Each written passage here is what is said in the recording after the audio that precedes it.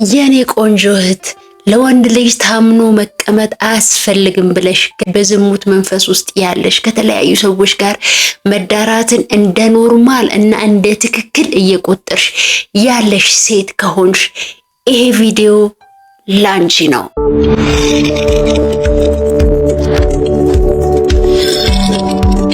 እኔ ውድ ቤተሰቦች ለዚህ ቤት አዲስ የሆናችሁ ሰብስክራይብ ማድረግ እንዳይረሳ፣ ይጠቅመዋል፣ ይበጀዋል፣ ያገለግለዋል ለምትሉት ሰው ደግሞ ሼር አድርጉላቸው።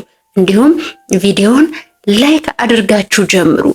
ባለፈው ሳምንት ስለ ወንዶች ከተለያዩ ሴቶች ጋር ሲሆኑ ወይም ደግሞ ከተለያዩ ሴቶች ጋር አንሶላ ሲጋፈፉ የሚደርስባቸውን ችግሮች አንስተናል። እንዲሁም ደግሞ መፍትሄዎቹን አንስተናል። ዛሬ ደግሞ ስለ ሴቶች ነው የምናወራው። ባይዘወይ ዛሬ የምናወራውን ነገር መጀመሪያ መቀበል ያስፈልጋል፣ ማመን ያስፈልጋል። ዓለም ኖርማል ያልሆነውን ትክክል ያልሆነውን ነገር እየነገረች መስመር እያሳታችን ብዙዎቻችን ወደ ትክክለኛ አቅጣጫ እየተጓዘን አይደለም። ኖርማል ያደረግናቸው ነገሮች የመከበሪያ የመወደጃ ሳይሆኑ ውስጥ ለውስጥ እየሰረሰሩ ባዶነትን፣ መጸጸትን፣ ጭንቀትና ድብርት ውስጥ የሚሰጡን የሚጥሉን ናቸው። ባለፈው እንዳልኩት የሰው ልጅ የተፈጠረው ከነዚህ ከሶስት ነገሮች ነው። ስጋ፣ ነፍስና መንፈስ። የነዚህ ነገሮች በሙሉ ውቅር ነው። ስለዚህ እኛ ከተለያየ ሰው ጋር በዘሞትን አንሶላ በተጋፈፍን ግንኙነት በፈጸምን ቁጥር በመንፈሳችን በነፍሳችንና በስጋችን ላይ ምንድን ነው የሚፈጠረው? የእውነት የመወደድ የመፈለግ ምልክት ወይስ ሌላ? በመጀመሪያ ደረጃ የምናየው ስለ መንፈስ ነው። መንፈስ አንድ ሴት ከተለያየ ወንድ ጋር ስትወጣ ከተለያዩ ወንዶች ጋር ግንኙነት ስትፈጥር የሚፈጠረው ነገር ምንድን ነው? በመጀመሪያ እንድታቁልኝ የምፈልገው ሴትና ወንድ ባዮሎጂካሊ የሰውነት ተፈጥሯቸው፣ ሆርሞናቸው፣ ነገራቸው በሙሉ ይለያያል። ወንድ ልጅ ከብዙ ሴቶች ጋር ሲሄድ ያለው ውጤትና ሴት ልጅ ከብዙ ወንዶች ጋር ስትሄድ ያለው ውጤት ተመሳሳይ ነው። ነገር ግን ሴቷ ላይ የበለጠ ይበረታል። ምክንያቱም ተፈጥሯ ስለሚያግዛት ነው። ተፈጥሯ ስሜት ላይ ብዙ ነገሮችን ስለሚይዝ ሴት ልጅ የበለጠ ሞር አታች እየሆነች ወደማይሆን አዘቅት ውስጥ የመግባት እድሏ ከወንድ እጥፍ የመሆን እድል አለው። ሁለቱም ቆሻሻ ናቸው ብለናል። ሁለቱም ትክክል አይደሉም። ነገር ግን ሴት ልጅ የበለጠ ትጎዳለች። ሴት ልጅ የበለጠ የምትጠቀመው የአንድ ሰው በሆነች ቁጥር ነው። ወነፍስ ስንሄድ አንድ ሴት ከተለያየ ወንድ ጋር ወሲብ ስትፈጽም ቀጥታ ከነሱ ነፍስ ጋር ትጋባለች። ከነሱ ነፍስ ጋር ትዋሃዳለች። የነሱን ባህሪ፣ የነሱን ከርስ፣ የነሱን ጭንቀት፣ የነሱን አስተሳሰብ ምናምን እንዳለ ነው የሚዘረግፉባት። ምክንያቱም ሴት ልጅ ተቀባይ እንጂ ሰጪ አይደለችም። ዘር ተቀባይና አብዢ ነች እንጂ ሰጪ አይደለችም። ስለዚህ ያ ነገር ያላት ቦንድ በተፈጥሮ በሳይኮሎጂካሊ ያላት ቦንድ በጣም ከፍተኛ ነው። ስለዚህ ከወንዱ ላይ ከእርሱን ጭንቀቱን እያንዳንዱን ነገር እየተሸከመች ትመጣለች። ከተለያየ ወንድ ጋር በሆነች ቁጥር ያንን ነገሯን ታጣና ነፍሷ ሰላም ይሳናታል። መንፈሷ እረፍት ያጣል። መንፈሷ ሰላም ያጣል። ሁለተኛው ደግሞ ከተለያየ ወንድ ጋር በሄደች ቁጥር ማንነቷን እያጣች ማንነቷ እየተሸረሸረ እውነተኛ ማንነቷን እያጣች እየላላች መጨረሻ ላይ ባዶ ቀፎ ሆና ነው ራሷን የምታገኘው። ስለዚህ ሴት ልጅ በመንፈስ ራሱ በጣም ከፍተኛ ጉዳት ይደርስባታል። ለራሷ ስትል ነው። ለባህል ሰዎች ስለሚሏት ስለ ሃይማኖት ምናምን በሚል ብቻ አይደለም። ራሷን አንድ የምትወድ ሴት እዛ ስህተት ውስጥም ከገባች ለምን ማውጣት አለባት? ይሄ ሁሉ ጉዳት እንዳይደርስባት ራሷን ስትወድ ራሷን ከስህተቷ መመለስ ስላለባት ነው እንጂ እየተፈራረድን እየተጠቋቆመን እንዳልሆነ እንድትረዱልኝ እፈልጋለሁ። ይሄንን ቪዲዮ ስፖንሰር ያደረገላችሁ ፔሪ ዲዛይን ነው። ፔሪ ዲዛይንን ለባህል፣ ዘመናዊ፣ ለክርስትና፣ ለሰርግ፣ ለልደት ለፈለጋችሁት ፕሮግራም አልባሳትን ማዘዝ ከፈለጋችሁ ፔሪ ዲዛይን ምንም እንከን የማይወጣለት ታማኝ አገልጋያችሁ ነው። እዚህ ስክሪኑ ስር በሚገኘው ስልክ በመደወል ልታዙን ትችላላችሁ። ትዕዛዝ እንቀበላለን። ነፍስ ጋር ስንሄድ ሴቶች ኦክሲቶሲን የሚባለውን ሆርሞን ይሄ የመንፈስ ትስስርን የነፍስ ትስስርን የሚፈጥረው ኦክሲቶሲን የሚባለውን ሆርሞን ከወንዶች የበለጠ እንዲሁም እጥፍ የማመንጨት እድላቸው ሰፊ ነው። ለዛ ነው እኛ ሴቶች ከአንድ ወንድ ጋር ሴክሹዋል ነገር ከኖረን ቦንዳችን ይጠነክራል። ያ ሰው ሁሉ ነገራችን እንዲሆን ነው የምንፈልገው። ነገርየው ይጠነክራል። በቃ ከሴክሹዋል ነገር በኋላ ያ ሰውዬ ደግሞ ሪስፖንሲቢሊቲን ሳይወጣ ሲቀር እንደምንፈልገው ሳይሆን ሲቀር፣ ምክንያቱም በአንድ ቀን ያገኘን የመሳሰሉ ነገሮች ሳይሆኑ ሲቀር እንሰበራለን። ሀዘን ይሰማናል። የመከዳት ስሜት ይሰማናል። ያለመፈለግ ስሜት ይሰማናል። ያ ደግሞ ለጭንቀትና ሰላም ለማጣት ከበቂ በላይ የሚዳርገን መጥፎ ስሜት ነው። ሌላኛው ደግሞ በተደጋጋሚ ከሌላ ከሰዎች ከብዙ ወንዶች ጋር አንሶላ በተጋፈፈች ቁጥር ስሜቷ ውስጥ ራሷን እንደ ዕቃ እንደ መጠቀሚያ እየቆጠረች ትመጣለች። ሴቷ ለራሷን እንደ ሰው ክብር እንዳላት ሰው ማሰብ ታቆምና ለወንዶች ስሜት ማርካ የተፈጠረች የሆነች ዕቃ አድርጋ ታስባለች። ስለዚህ የትኛውም ሰው መጥቶ የሆነ ቤኔፊት እስከሰጣት ድረስ አብራው የምትጋደም ሴት ትሆናለች። ያ በሆነ ቁጥር ታዲያ ብዙ ሰዎች ብዙ ሰው ይፈልጋታል፣ ብዙ ወንዶች እኮ ይወዷታል ምናምን የሚል ስሜት ነው የሚሰማቸው የሚመስሏቸው አይደለ? እውነታው ግን ዲፕ ዳውን ነው። ራሳቸው ጋር ሲሆኑ ብቻቸውን ሲሆኑ የሚሰማቸው ጸጸት፣ የሚሰማቸው ለቅሶ፣ የተረጋጋ ሪሌሽንሽፕ ትዳርን መመስረት በጣም ይቸገራሉ። ምክንያቱም በወንዱ ተበትኖ የተረጋጋ ነገር ለመፍጠር የሚያበቃውን ሆርሞናቸውን ያጡታል። ስለዚህ ነፍሳቸው እየባከነች እንደ ዘዋሪ ኮከብ በየቦታው ተበትና ቁጭ ትላለች። ስለዚህ የበለጠ ተጎጂ ነሽና የአንድ ሰው ለመሆን መሞከር ግዴታ አለብሽ። ሌላው ደግሞ በስጋዊ ስንሄድ የሴት ልጅ ተፈጥሯ ራሱ ትንሽ ከወንዶች ይለያል። ቅድም እንዳልኳችሁ ሴት ልጅ ተቀባይ እንጂ ሰጪ ስላልሆነች ከተለያዩ ወንዶች ጋር አብራ በምታድር ጊዜ የነሱ ሁሉ ነገር እሷ ውስጥ ይገባል። በተለይ ከወንድ ብዙ ፐርሰንቱን ለበሽታ የመጋለጥ እድሏ በጣም ሰፊ ነው። ለቫይረስ፣ ለባክቴሪያ፣ ለአባላዘር በሽታዎች፣ ለኢንፌክሽኖች የመጋለጥ እድሏ በጣም ሰፊ ነው።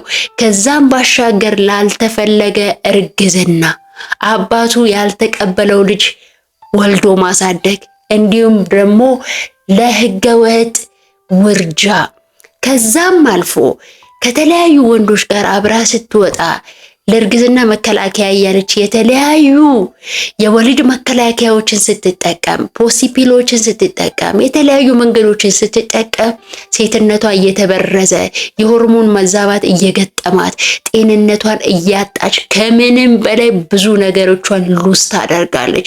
ስለዚህ አሁንም የምነግራችሁ አንድ ሴት የአንድ ወንድ መሆን ያዋጣታል። ስለዚህ አንድ ሴት የአንድ ወንድ መሆን ያዋጣታል።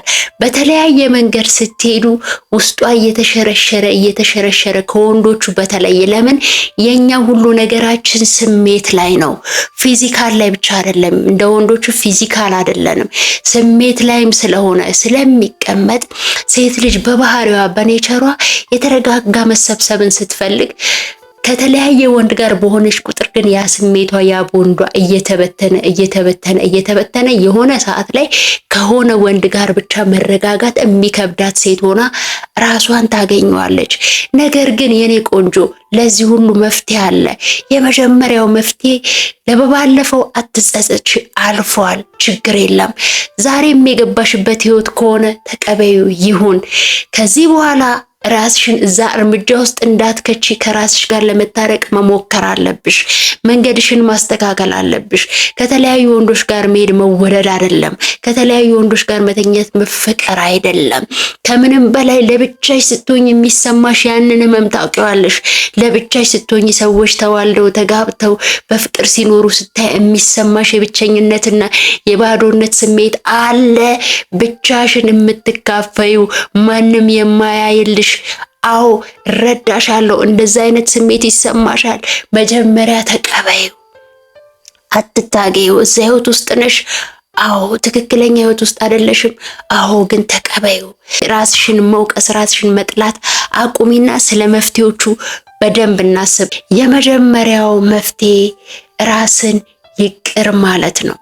አዎ ተሳስተሻል፣ ትክክለኛ መንገድ ላይ አይደለሽም። ነገር ግን ራስሽን ይቅር በይና ከራስሽ ጋር ታረቂ፣ ንስሐ ግቢ፣ ጸሎት አድርጊ፣ ጹሚ። የነፍስ ጽዳት ያስፈልግሻል። ከተለያዩ ወንዶች ጋር በወጣሽ ሰዓት የሁሉንም ቦንድ ሰብስበሻል፣ የሁሉንም ከርስ ሰብስበሻል። ለዛ ደግሞ የእግዚአብሔር መንፈስ ያስፈልግሻል።